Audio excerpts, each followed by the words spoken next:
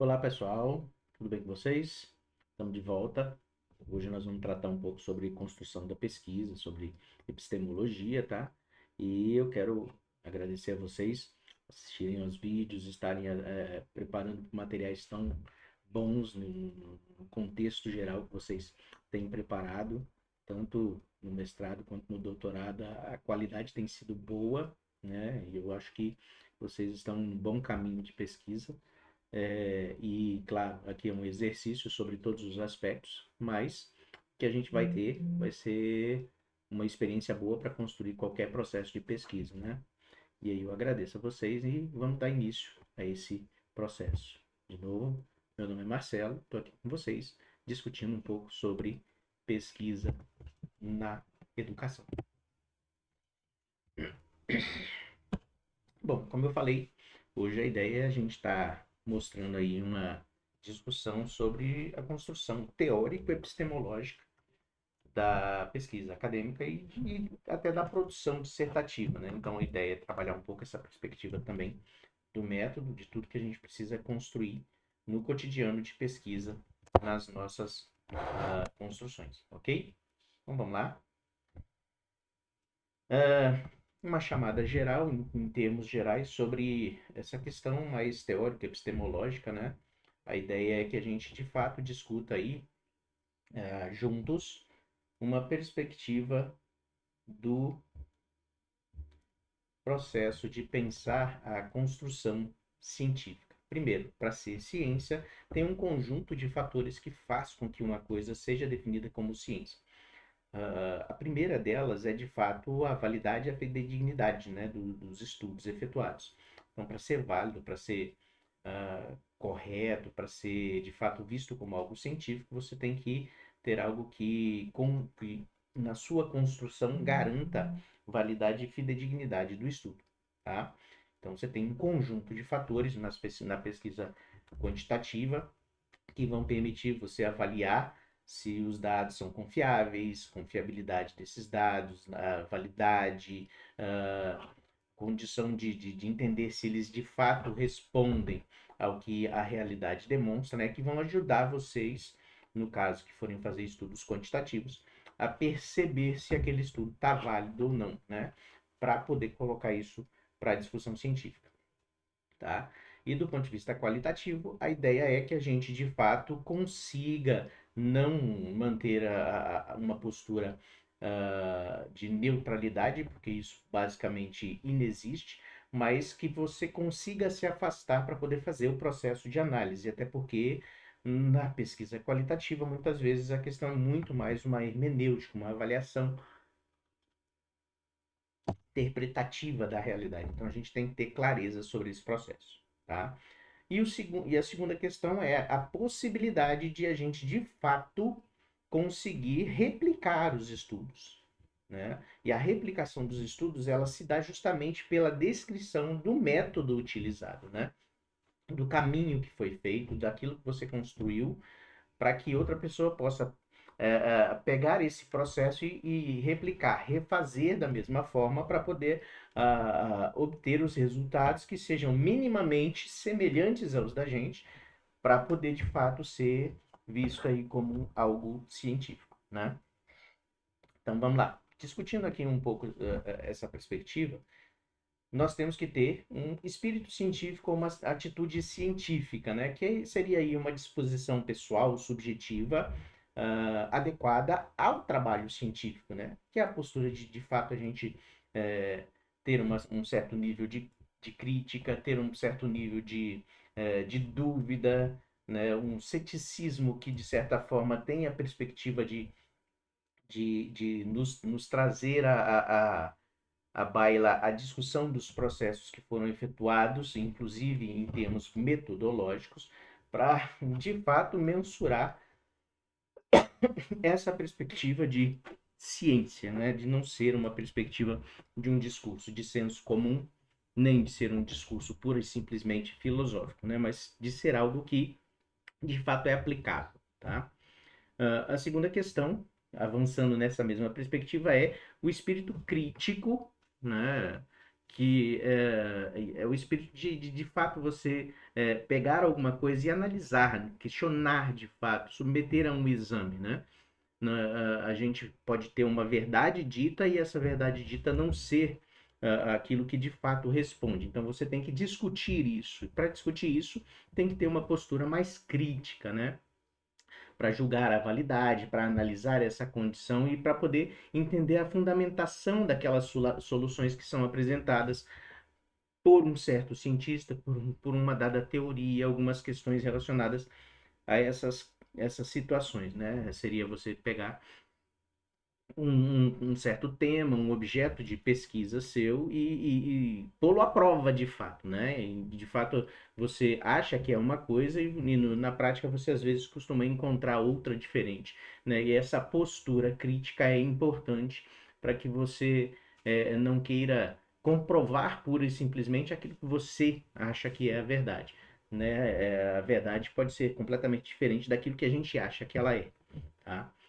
Então você tem que ter aí um espírito também de confiança nessa questão científica, no método, no espírito científico, né? Acreditar de fato que isso nos conduz à melhoria. Eu recebi já algumas falas, inclusive de vocês, em relação à perspectiva de construção, né? E a construção que a gente efetua muitas vezes de um trabalho científico, de um trabalho de pesquisa, ele produz certos resultados e esses resultados são aplicados, né? Muitas vezes nem no todo ou em parte ele é aplicado e muitas vezes não dá certo, às vezes dando certo, não se discute o que poderia ainda ser melhorado, né? E às vezes aparenta, principalmente no nosso caso da educação, que as coisas não melhoram, né? Que as coisas ficam do mesmo jeito. A gente pode falar, inclusive, da própria construção de uma sala de aula, né? Que ela é a mesma desde o século XVIII, né? No século XVIII, a gente tinha uma perspectiva de construção de salas de aula em que você ficava em fileiras, uma atrás do outro, para poder receber as informações, né? Receber a aula. Hoje, nós temos uma construção que ela é um tanto diferente, inclusive com pessoas que estão à distância, como é o nosso caso, né? E aí você tem que tentar entender todo esse processo de que muda aquela perspectiva tradicional, antiga, nesse sentido, e tem que construir coisas que sejam mais direcionadoras do que, de fato, você dizer toda a verdade. Não tem como hoje alguém simplesmente desenvolve uma teoria e essa teoria é o que ele coloca dentro de sala de aula para todos os aspectos. Não, você tem que ter um conhecimento de fato amplo, né, que é o que a gente tem na graduação, você tem que se especializar em alguns fatores, que é o que a gente faz na especialização, no mestrado, e depois você discute determinadas relações num doutorado para descobrir questões que são relevantes no sentido de avanço do conhecimento, avanço da perspectiva das teorias, avanço das práticas, no nosso caso, as práticas educacionais, né? No Brasil, vocês sabem que a gente tem hoje a perspectiva de mestrados profissionais há bastante tempo, né? E hoje surgiram os doutorados profissionalizantes, né? Os doutorados profissionais, aliás, que vão numa perspectiva de não só desenvolver teses, mas de desenvolver produtos de fato, né? A ideia não é desenvolver tese, mas desenvolver produtos. Não é o nosso caso, nós vamos trabalhar com a perspectiva mais de teses e dissertações, de fato, né?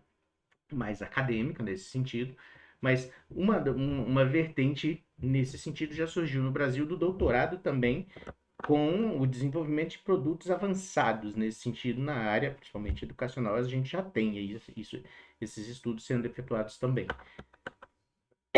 São desenvolvimento de métodos, desenvolvimento de formas de ensino, desenvolvimento de construções em relação à perspectiva do aprendizado mais autônomo. Então, você tem toda essa condição, né? E para poder conseguir chegar nesse processo, entender como fazer isso, tem que acreditar na ciência, né? Entender essa perspectiva aí, né? que o ceticismo não é simplesmente um ceticismo só de dúvida, mas é uma dúvida que nos tira do dogmatismo, né? Entender, por exemplo, que existem perspectivas que são válidas nas teorias comportamentais, entender questões que são válidas nas teorias psicanalíticas, entender questões que são válidas na sociologia clínica, na sociologia crítica, e que nos permitem avançar nesse conhecimento e na aplicabilidade. Né? Senão a gente fica no dogmatismo, não, eu sou freiriano, puramente freiriano, né? Eu sou ortodoxo, psicanalista ortodoxo, então você vai ter um conjunto de fatores que vão preponderantemente trazer problemas na sua atuação no caso da educação enquanto tal, né? E entendendo que, por exemplo, nas nossas turmas nós temos pessoas que são de diversas formações, não só da área de educação, a gente pode pensar na perspectiva da educação em termos de saúde, né? A saúde, ela tem um vínculo com a perspectiva de discutir com as pessoas o seu processo social e o seu processo de educação e o impacto disso no desenvolvimento de políticas públicas, no desenvolvimento de saneamento básico, né, no uso do saneamento básico de uma maneira adequada para que as pessoas de fato não venham a adoecer, né, e você diminui o volume de adoecimentos nesse sentido por conta dessa questão que é mais antecipada, né, da profilaxia de fato, né, você evitar o adoecimento, né, nesse sentido. Então você tem um processo que é educacional nesse sentido. Então tem que pensar nessas condições. E de fato aí você tem que entender essa condição do social, a condição do psicológico das pessoas para poder de fato avançar. E aí você tem diversas teorias. Claro, a gente termina se adaptando mais a algumas, né? Mas a gente não pode ser dogmático, né? Tem que ter o direito à dúvida, né? O direito ao ceticismo, que é o espírito de confiança nessa questão da ciência, tá? E, mesma questão, atitude científica, espírito crítico, vem a valer aqui nesse caso do espírito de análise, né? Ser analítico no aspecto claro do termo, né? Que é pensar na decomposição de alguma coisa, né? No estudo você vai avaliar um conjunto de fatores, você vai decompor esses fatores que influenciam no seu objeto de estudo para poder, de fato, entender dessa complexidade o que você vai estar buscando fazer algum avanço. Né? E aí, em todos esses 4 aspectos anteriores, é fundamental a gente pensar num espírito positivo, num espírito de apego à objetividade. O positivismo não é muito o adequado, mas ser positivo, entender a questão da aplicabilidade, do teste, de não ficar na perspectiva só teórica, é um espírito científico, né? Uma questão que de fato você tem que ter, não é? Na sala de aula, por exemplo, nós temos um conjunto de fatores que todo mundo segue a risca em termos didáticos, mas tem coisas que podem ser questionadas nesse sentido, inclusive com o espírito nesse sentido da objetividade, né? Do se afastar daquela situação para entender todo o funcionamento e readequar, né? Você só consegue readequar quando você se afasta e consegue entender o processo, o funcionamento, né? E isso é o que ajuda a gente, de fato, a fazer as mudanças. Bom, finalmente a gente chega no espírito criativo e indagador, né? O espírito de dúvida, ela gera a questão de você não ser cético, mas ser aquele que indaga, que pesquisa, que pergunta de fato. Isso é assim porque é assim mesmo? Não existe, né? Isso é assim porque tem um conjunto de fatores que influenciam. E esse é o processo que é científico de fato, né? E para isso você tem que ser criativo. Então, eu falo muito sobre repertório. A questão fundamental é ler diversas coisas, nos ajuda a entender como conjugar determinados fatores que às vezes a gente não identifica como conjugáveis, né? Então, quando você de fato descreve o que precisa, você descobre que às vezes coisas que não se ajuntavam antes passam a ter possibilidade de trabalhar em conjunto. Exemplo, internet e educação. Né? Muitas vezes o pessoal fala assim, a internet não é um campo de educação, porque o campo da internet, o âmbito da internet é cheio de informações.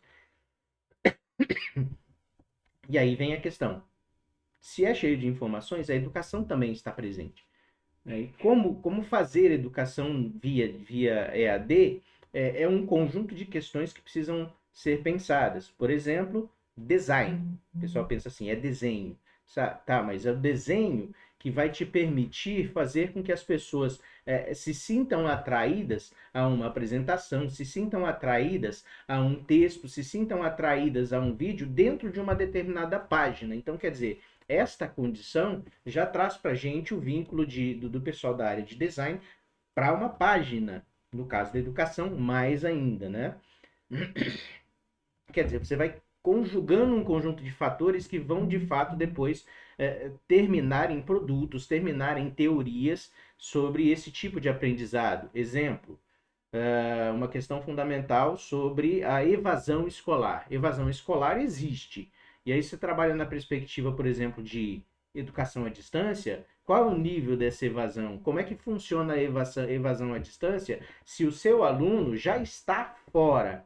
Né? Então você tem que pensar nessas condições para poder construir teorias, construir ideias de controle sobre essa condição para poder entender quando o aluno participa ou não participa, entender quando ele está distante, se ele está estudando ou não, né? Para poder motivar, para poder trabalhar essa perspectiva junto com ele. Isso é ser criativo, né? Identificar condições de melhoria. Para toda essa questão, a gente tem que seguir método, né? E o que é um método? Um método nada mais é do que pensar na perspectiva de estudos para definir os problemas de modo a perceber alcance e limites da pesquisa proposta. Tá? Existem várias formas, vários formatos de a gente pensar num método, de construir métodos de pesquisa. Então, a gente tem que pensar para poder adequar esse modelo de pesquisa que você vai executar ao que você tem como objeto e ao que você tem como objetivos. Né? E aí, uma das questões mais interessantes da metodologia é que você vai descrever preliminarmente como você vai efetuar esse estudo. E claro, como tudo que é planejado, a metodologia também é um planejamento nesse sentido, em muitos descrever os passos, né? Como tudo que é planejado, na execução, muitas vezes nós precisamos fazer alterações. Precisamos mexer para poder adequar o passo ao que a gente tem no real do trabalho. Porque nem sempre o que a gente enxerga se dá na realidade. Então a gente tem que pensar nesta condição. Né?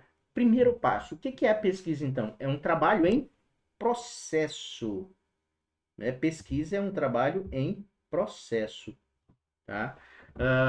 E aí, tudo que está em processo, a gente está executando, né? A gente planejou fazer alguma coisa e na execução algumas coisas acontecem que dão pequenos redirecionamentos. A gente pode ter pensado antes em alguns fatores, mas no cotidiano a gente vai encontrar questões que não consegue controlar ou prever. Né? Porque nem tudo a gente consegue lidar com a perspectiva de controlar, de prever. A gente não consegue prever totalmente, né? O real, ele não é totalmente alcançável. Então, a gente tem que lidar com essa perspectiva de, no trabalho de pesquisa, estar preparado para as diversas intempéries que podem acontecer, né? Mas a metodologia é fundamental porque ela conduz o nosso caminho. Ela ajuda a gente a ter o norte e a ter os limites do que a gente vai fazendo, né? Então, por que ela ela é essa condição? Porque ela é justamente a escolha de um caminho, né? De um percurso global que você vai fazer durante a execução dessa pesquisa, tá? Seja ela uma pesquisa acadêmica, seja ela uma pesquisa profissional, o processo de pesquisa envolve você desenvolver uma questão relacionada a método. E muitas vezes, no nosso cotidiano, a gente precisa lidar com algo que é multimétodo, né? Que é multi critérios. Então você tem que desenvolver questões que são relacionadas a métodos que são mais qualitativos e questões que podem ser mais quantitativas, né? Do lado mais estatístico, de indicadores e tudo mais. Então você tem que pensar nessa construção. E aí esse percurso ele pode ter a necessidade de ser reinventado, né? Em cada etapa. Então, vamos lá. A construção do percurso, da metodologia, vocês vão realizar o antes, no pré-projeto, num projeto de pesquisa, tá? Para entender como é que vocês vão realizar essa pesquisa, mas durante a realização, muitas vezes você vai ter que revisar toda aquela questão que você adotou como método, para poder, na hora de descrever a sua pesquisa, você de fato descrever o que aconteceu, né? O projeto é uma coisa e o que vai acontecendo durante o seu processo de pesquisa tem a ver com o projeto, mas não é o projeto, já é outro passo, é outra questão que lida com o real. Então você tem que pensar nessa condição de controlar também aquilo que é método na execução do teu trabalho de pesquisa. Uh, Bom, a gente tem canais de comunicação, né, que para poder tanto lidar com as pessoas com quem a gente pesquisa, com os nossos sujeitos, quanto da comunicação científica, né? A gente tem canais que são formais, né, que vão no caminho de indivíduo-comunidade, e canais que são informais, né? Que é entre você e algumas outras pessoas, você e pessoas mais próximas, você e pequenos grupos de discussão que vão ajudar nesse processo de construção teórico-metodológica de sua pesquisa, né? Por isso que a gente tem aí a tendência de apontar a importância de participação em eventos acadêmicos, de ouvir eventos acadêmicos, de fato submeter trabalhos a eventos acadêmicos, porque as pessoas vão discutir o trabalho da gente e vão fornecer determinados feedbacks que ajudam nesse processo, né? Na comunicação formal, ela geralmente é pública, é armazenada de forma permanente e recuperável. São as revistas, são os anais, né, que a gente consegue publicar e pesquisar, né? São informações já dadas, né? Informação velha que a gente diz aqui é informação já dada, mais ou menos recentes, tá? E comprovadas, né? Porque foram feitos testes, foram feitas aplicações, né? Nem sempre comprovadas, né? Mas você tem aí a perspectiva de ensaios teóricos, né? Em muitos aspectos da educação nós temos muitas revistas que nos apontam ensaios teóricos sobre determinados temas, que é mais ou menos a perspectiva que eu propus para vocês com o fórum, que é uma coisa que eu acho interessante a gente observar, né? Em termos numéricos, uh, os cursos EAD surgiram com muita força.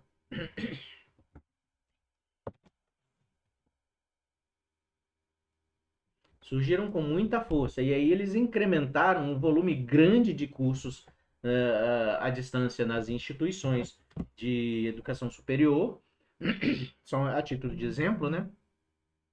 E uma das coisas que é prerrogativa de controle, de regulação, é a questão da qualidade. E aí nós temos um conjunto de fatores que a gente percebe um avanço na entrada de pessoas na educação, mas ao mesmo tempo um pequeno número de pessoas interessadas na área da educação, nesse sentido, vem decrescendo a procura por cursos de licenciatura. Pessoas que são das licenciaturas, das diversas licenciaturas e que não atuam com educação, quer dizer, são pesquisadores em outras áreas ou atuam em outros âmbitos da sociedade, só fizeram o curso superior, mas não ficaram no âmbito da educação. Quer dizer, tem questões aí a serem pensadas, a serem questionadas, e algumas pessoas apontam ensaios teóricos sobre o porquê disso, né? Que a gente pode fazer aí estudos mais aprofundados para poder entender esse movimento e tudo mais, né? Ao mesmo tempo, a gente pode perceber um avanço nos cursos tecnológicos, por exemplo, né? Uh, Áreas que antes estavam previstas dentro dos diversos bacharelados, principalmente a área de negócios, né? Gestão e negócios, você tem um conjunto de cursos hoje novos que são relacionados a essas áreas e que nos trazem a perspectiva de que houve um aumento enorme de procura pelo tecnológico e uma diminuição pelos cursos de bacharelado. De novo, há apontamentos que podem ser por conta da duração, há apontamentos que podem ser por conta da perspectiva de entrar mais rápido no mercado de trabalho, mas ao mesmo tempo, ali, essa questão do tecnológico com o EAD, você tem pessoas que querem entrar, mas você tem que entrar no mercado de trabalho mais rápido, mas você tem um preparo que muitas vezes não está muito próximo do nível de qualidade esperado. Quer dizer, tem que ser pensado toda essa perspectiva, inclusive do impacto da educação na formação profissional, nesse caso, né? Que a gente está discutindo aqui. Né? E aí, cabe uma perspectiva de levantamento, inclusive em todas as graduações, né? Não só na área de educação. O que da educação superior tem sido relevante na formação das pessoas para o mercado de trabalho? Precisa passar por um processo de discussão, isso em todas as graduações. Tá? Ele tem uma disseminação mais uniforme, há uma ausência da interação direta, né? Aqui no caso é muita perspectiva de comunicação já escrita, né? Já dada, né? Encadernada, já publicada, né? Nesse sentido. E a comunicação informal, né? Que ela é mais privada, não armazenada de forma permanente, não é tão fácil de ser recuperada. E essa, muitas vezes, a gente precisa lembrar de gravar, lembrar de ter uma perspectiva de análise mais concreta e completa, né? Geralmente a informação mais nova, a informação recente, né? Não tão comprovada, essa daqui, de fato, é uma perspectiva de não ter muita comprovação, mas que gera na gente aquela dúvida, né? Aquela questão que ajuda no espírito científico, né? Se isso se dá, por que a gente não analisa essas perspectivas de incremento de pessoas, mas com uma qualidade de formação não tão apropriada? Cabe uma discussão, né? E aí vem também a questão de que ela geralmente é direcionada pelo interlocutor, né? Então aí você tem a perspectiva de alguém está tratando sobre o que está fazendo de pesquisa, né? E ela é que está direcionando toda a discussão. Você tem aí uma participação, nós, né? Ou os demais, né? Ou você está direcionando e outros vão estar participando na perspectiva de apontar, mas não de discutir toda essa condição, né? Muitas vezes é direcionado pelo interlocutor de fato e é uma interação direta mesmo, né? Aqui é mais informal. Vamos lá. Sobre o uso dos canais informais e informais e informais. Isso depende a frequência vai depender da acessibilidade, né? Do quanto você tem de acesso para essas perspectivas, né? Lá em 1991, Pedro Demo dizia que o trabalho científico é avaliado pela sua qualidade política e pela qualidade formal. Né? Política é o que você de fato descreve em termos sociais que vão aparecendo nesse processo, e a qualidade de formalidade. Né? O informal deve ser utilizado para muitas questões, mas ele não é o adequado no processo científico. Né? Nossa linguagem ela é mais formal, ela é mais vinculada à questão de comprovação, ela é vinculada à questão de discussão de dados que alguns discutem e outros não, então você tem que pensar nessa perspectiva para poder de fato alcançar os entendimentos, alcançar os números que respondem aos seus objetos de pesquisa nesse sentido. Qualidade política tem a ver com o conteúdo, o conhecimento, os objetivos, a substância do trabalho científico, né? Substância, né? Que tem a ver com essa questão teórica, essa questão do que você entendeu, do que você conseguiu analisar de fato, né? E a qualidade formal, que tem a ver com os meios e as formas utilizados nessa produção. De novo, voltamos para a metodologia de pesquisa, né? A gente tem que pensar nessa condição, né? Meios e formas tem a ver com a metodologia de pesquisa, né? E aí você tem que entender que tem que aprender sobre as técnicas de coleta, interpretação dos dados, de manipulação desses dados, para que você mantenha os dados fidedignos. Querendo ou não, um cientista ele vai estar sempre manipulando algumas questões, né? E nesse processo de manipulação tem que saber o que que você de fato manipulou para entender como foi o seu processo, até para poder de fato dar a característica de validade, de fidedignidade, né? É, tem a ver com o referencial teórico utilizado. E aí, gente, referencial teórico aponta muito para a epistemologia, né? Eu não posso discutir, por exemplo, uma questão comportamental, de fato, que aí eu quero comprovar, que eu quero dizer que aquilo que ele emitiu tem a ver com esse fator, fazer relações, fazer correlações com uma perspectiva psicanalítica, porque a perspectiva psicanalítica, ela não crê nessa perspectiva completa do comportamento, ela crê na influência das questões, na forma como a gente se subjetiva, na forma como a gente executa o nosso dia a dia. Mas isso não quer dizer que tenha relação direta com toda essa condição. Ela influencia, mas não é o que está de fato ali descrito como o comportamento, né? Então tem que pensar nessa condição. Referencial teórico e o seu estudo tem que ser casados. Epistemologia tem que ser seguida. Não pode se seguir uma epistemologia genética e trabalhar com a questão relacionada à discussão sobre comportamento, que são coisas diferentes, né? Em termos de visões de ser humano, em termos de visão de sociedade. Não pode se trabalhar com Paulo Freire como base teórica e discutir a perspectiva de uma situação de traumas. Não está previsto nessa condição epistemológica freiriana essa situação, tá? E aí, isso entra nas qualidades do próprio pesquisador, né? Que a gente já falou lá no início. Tem que ser curioso, né? Tem que olhar para uma coisa e ficar assim: será que isso é assim mesmo? E se fosse, né? A perspectiva do pensar no e se, né? O e se, quando a gente pega dados passados e começa no e se, às vezes a gente vai ficar frustrado, mas quando a gente pega os dados, analisa, entende e numa perspectiva de prospecção, de lidar com a condição futura ao invés do passado, e se tivesse acontecido, não.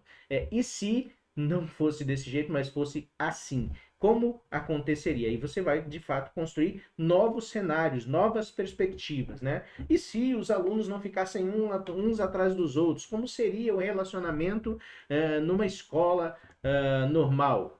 E se o aluno que tem déficit de atenção pudesse estar dentro da sala, participando junto com os outros da mesma maneira, mesmo tendo toda essa condição existencial de déficit de atenção? E aí você constrói outras perspectivas de estudo, outras perspectivas de pensar essa realidade, né? Que não a repetição do que já existe, né?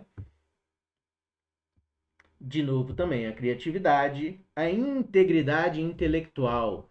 Essa eu gosto de grifar bem grande por conta dessa perspectiva de que, cara, não pode ficar pulando de galho em galho. Não, eu acredito nisso. Não, agora eu acredito naquilo. Não, agora eu acredito naquilo outro. Não. Mantenha uma linha, uma perspectiva de entendimento, né? Uma questão mais íntegra intelectualmente. Aceito a outra perspectiva, aceito, mas nem tudo da minha responde, nem tudo da outra responde. Então a gente pode trabalhar em conjunto determinados fatores que são fundamentais neste processo. E aí eu vou até brincar numa perspectiva, né? Ultimamente, uma das coisas que está sendo muito vista na mídia é a história da questão estética, né? Os esteticistas estão muito chateados com o que tem acontecido aí, uma morte de um rapaz, por conta de algumas perspectivas, e eles estudam questões relacionadas à pele humana, né? Lidam com toda essa condição. Então, eles estudam terapia de choque, um monte de coisas que vão influenciar no processo de melhoria da pele, né? Mas tem algumas situações que eles estudam mais profundamente, inclusive que o próprio médico, né? O médico estuda durante um bocado de tempo, sobre muitas perspectivas, mas o esteticista passa o curso inteiro, de 2 a 3 anos, 4 anos, dependendo do tipo de formação, se for bacharelado ou tecnólogo, é, discutindo essa situação. Quer dizer, é o tempo inteiro falando sobre essa mesma perspectiva. Enquanto o médico fala de várias coisas durante os 5 anos, 6 anos de sua trajetória acadêmica, né? Sensibilidade social. Né? O pesquisador ele tem que entender que todo o processo que ele lida de pesquisa influencia no social, né? Influencia na perspectiva das melhorias sociais ou da piora social. Né? Os apontamentos que a gente pode dizer da aceitação, por exemplo, de pessoas renomadas na ciência, na filosofia, na Idade Média, por exemplo, que é na passagem para a Idade Moderna, que pura e simplesmente defendiam a escravidão. Né? Naquele momento era um contexto social, mas que tinha uma situação que não era criticada por eles mesmos. Né? Mas então essa é uma situação da sensibilidade social necessária para coisa. Porque você tem que ter humanidade, tem que ter uma postura autocrítica, né? Você tem que. Humildade, aliás, né? Entender que nem tudo que você faz, nem tudo que você produz, de fato, vamos dizer assim, é melhor do que os outros. Né? Então você tem que trabalhar com a perspectiva da humildade até para poder ter a postura cética com o seu trabalho, com a sua perspectiva, com aquilo que você faz, né? Para melhorar o seu próprio trabalho, né? Uma imaginação disciplinada e uma percepção aguçada, com perseverança, paciência, e aí, de novo, isso aqui é fundamental. A gente se perde às vezes, né? Porque a gente às vezes, como cientistas, a gente termina às vezes ficando um pouco céticos, inclusive, quanto à humanidade, né? Tem que pensar nessa questão, porque a experiência, a situação individual, a situação social, a situação de uma comunidade, de um conjunto de pessoas dentro de uma escola, dentro de uma comunidade, por exemplo, nos diversos aspectos educacionais, tanto formais quanto informais, na área de educação, na área da saúde, precisam ser pensadas nessas experiências para, de fato, você perceber avanços. Senão você só vê as críticas, as dúvidas, os problemas e não consegue avançar, né? Então é preciso confiar nessa situação de experiência, tá? Tá, bom, vamos lá. Classificar pesquisa é uma questão bem interessante nesse sentido de pensar nesse processo de procura de respostas. Primeiro que a gente tem, né? Uh, Nosso espírito já é um tanto de busca por questões relacionadas ao cotidiano, tá? E se a gente pensar nessa condição, nós podemos pensar na perspectiva de que a gente sempre tem alguma pergunta, né? E aí, às vezes, a gente propõe isso como uma indagação científica, e quando a gente propõe, a gente está em busca de fato de resposta. A gente não está só questionando, né, por questionar, a gente está querendo resposta, né? O espírito humano quer respostas, mas nem sempre ele vai em busca de procurar essas respostas. Então, para a questão da pesquisa, isso é fundamental, né? Ela é também um conjunto de ações propostas para encontrar a solução de um problema, tá? Uh, não tem como eu falar assim, olha, todo o processo de pesquisa se dá por uma pesquisa, por uma pergunta qualquer. Não, geralmente é para a solução de algum problema. É para, de fato, você descrever alguma questão que é fundamental. Marcelo, mas a teoria da relatividade, ela tinha como função resolver algum problema? Sim, uma questão gravitacional fundamental em relação à perspectiva de como você pode produzir questões que sejam mais ágeis, né? A gravidade impede, gera uma força de atrito muito grande. Então, para resolver essas questões, a teoria da gravidade, a teoria da relatividade, traz um conjunto de fatores que geraram um avanço, né?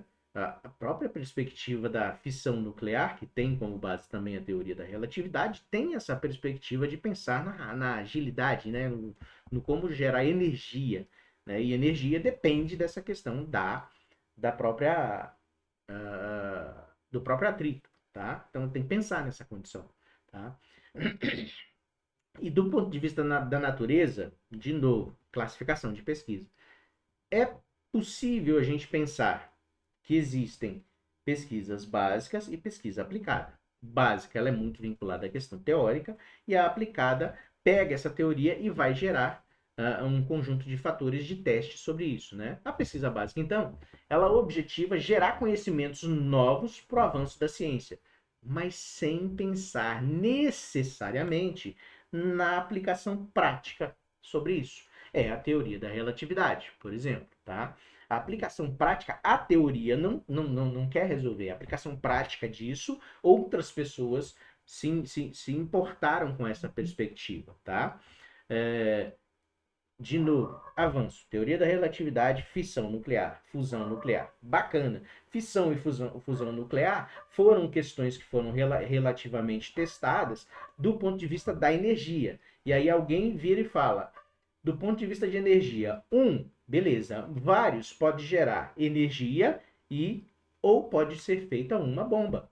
Quer dizer, são aplicações daquela mesma teoria, aplicações sequenciais das questões relacionadas a isso, né? Na educação, a gente pensa na perspectiva dos métodos de ensino-aprendizagem. Hoje se discute metodologias ativas, diversas formas de metodologias ativas, cada uma com seu viés, cada uma com sua perspectiva de entender o funcionamento da mente humana, que precisam ser testadas, e aí você parte da perspectiva de premissas básicas que vêm de pesquisas básicas, né? Que influenciam nesse processo de geração dessas metodologias ativas, que é pesquisa aplicada, né? A pesquisa básica envolve verdades e interesses universais, né? A ideia da pesquisa básica é desenvolver teorias que caibam para muitas coisas, né?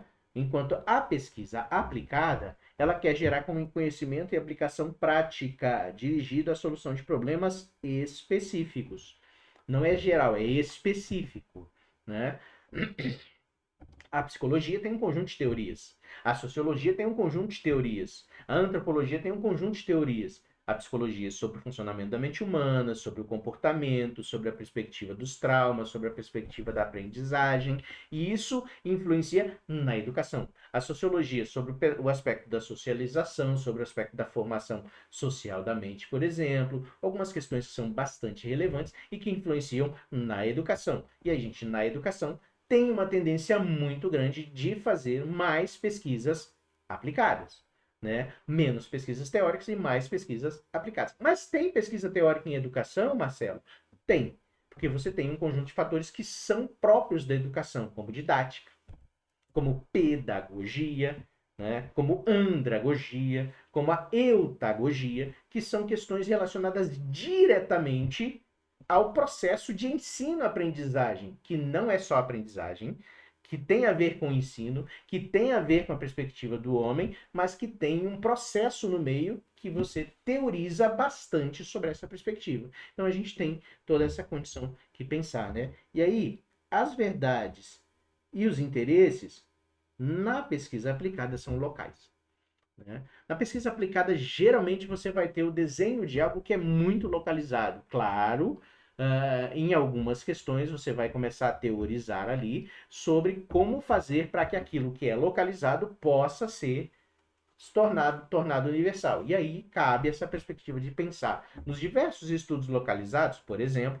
meta-análise dos estudos que são localizados, são locais, são estudos de caso, que se aproximam em termos de métodos e que se aproximam em termos de questões epistemológicas, que se aproximam em termos de resultados, entender o funcionamento de cada pesquisa, entender esses resultados para teorizar algo mais complexo que lide com a perspectiva da ampliação, com a perspectiva de fato, a gente conseguir entender o mundo como um todo, tá? E aí, do ponto de vista do problema agora, como é que a gente entende a pesquisa? O problema, ele traz a necessidade de você discutir ou números ou a qualidade. Ao discutir números ou qualidade, nós vamos definir a pesquisa ou como quantitativa, né? Que aí você quer quantificar, você quer medir, você quer produzir números e opiniões em relação a essa perspectiva, analisar, classificar, né? Quando você tem objetivo que vai nessa linha, a perspectiva é que você vai estar utilizando algo quantitativo, né? Tem a ver com os métodos mais estatísticos, técnicas estatísticas, como porcentagens, moda, mediana, correlação, covariância, que são dados relativos à perspectiva mais quantitativa, né? Ela considera aí uma relação entre o mundo real e o sujeito, que essa aqui já é qualitativa, gente. Desculpa aqui, tá quantitativa, mas aqui é quali, tá? Quali. Que não se traduz em números, tá? Ela tem uma perspectiva de interpretação dos fenômenos. Opa, interpretação, hermenêutica, né? Entender aquela realidade, interpretar e atribuir significados, tá? Geralmente, quando você quer entender, quando você quer compreender, quando você quer fazer um processo de entender o sentido que as pessoas dão para alguma coisa, as opiniões das pessoas, geralmente nós vamos falar de pesquisa qualitativa. Qualitativa. Vou acertar esse slide de vocês depois, tá? Caracteriza-se, então, como uma pesquisa descritiva. O ambiente é a fonte direta para a coleta de dados. E o pesquisador é o instrumento para realizar essa coleta. Tá? A análise aqui ela é mais indutiva. Você parte da perspectiva de pensar nos aspectos relacionados ao micro para chegar ao macro, né? Em termos de objetivos, e aí, ó, agora vem aquela questão que eu falo bastante, né? Você tem a perspectiva de entender se a sua pesquisa é quali, é quanti, do ponto de vista do objeto, tá? Do ponto de vista do seu problema. Do ponto de vista dos seus objetivos, aí você vai precisar decidir, definir como sua pesquisa vai funcionar. Se ela vai ser exploratória, né? E aí, o levantamento bibliográfico, a entrevista, a análise de exemplo, estudos de casos, né? São todos vinculados a uma pesquisa exploratória. Você vai explorar algum conhecimento, explorar alguma questão, né? Ou vai ser uma pesquisa descritiva, e aí você tem, gente, exploratória, descritiva, explicativa, você pode ter tanto quanti quanto quali, tá? A descritiva descreve determinada população, analisa a população, né? Ou um determinado fenômeno, né? Decompõe e entende o funcionamento, né? Nesse caso, para descrever como é que ele é, tá?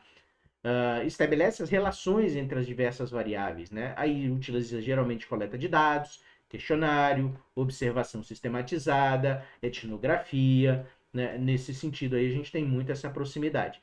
A pesquisa explicativa, ela já vai ter aí objetivos que têm a ver com a identificação dos fatores que determinam esse processo.